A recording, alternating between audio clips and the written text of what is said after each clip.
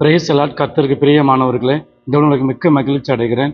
தேவனோட மேலான கிருபைக்காய் தேவனுக்கு நன்றி சொல்றோம். இந்த நாள் வசனத்தை நம்மை பார்த்து சொன்னால் பாகமம் 1ஆம் அதிகாரம் 11ஆம் வசனம்.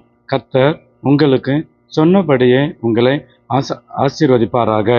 ஜீவனுள்ள தேவனாய் கர்த்தர் அவர் சொன்னபடியே உங்களை ஆசீர்வதிக்கிறவர். நீங்க இப்போ இருக்கிறதை பார்க்கலாம் 1000 மடங்கு அதிகமாகும்படியாய் செய்வார்.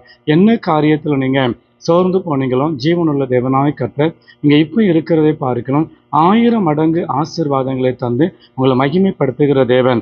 ஜீவனுள்ள தேவனாய் கர்த்தர் அவர் என்ன காரியத்தை உங்களுக்கு சொல்வேன் செய்வேன் என்று சொல்லியிருக்கிறாரோ அந்த காரியத்தில் பரலோகத்தின் தேவனாய் கர்த்தர் உங்களுக்கு பரிபூர்ண ஒரு நன்மைகள், ஒரு ஆசீர்வாதங்களை, ஒரு மகிழ்ச்சிகளை தருவாள். என் சோர்ந்து போகாதபடி விசுவாசத்தோடு நம்முடைய பிசினஸ்களில், வேலைகளில், குடும்பத்தில் இருக்கிற எல்லா காரியங்களையும் ஜீவனுள்ள தேவனாய் கர்த்தர் உடைத்து போட்டு அவர் ஒருவரே உங்களுக்கு பிரசன்னராகி இவர் சொன்னபடியே பரலோகத்தின் ஆசீர்வாதங்களை தந்து உங்களை நிரப்புவாராக. ஜெபம். சௌத்தரிக்கிற ஆண்டவரே, கர்த்தர் நீங்க சொன்னபடியே ஆண்டவரே இஸ்ரவேல் ஜனங்களை நீங்க ஆசீர்வச்சிங்கப்பா.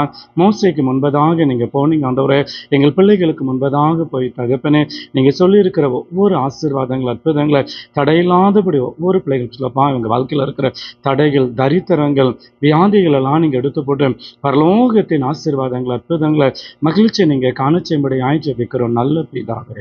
ஆமென்.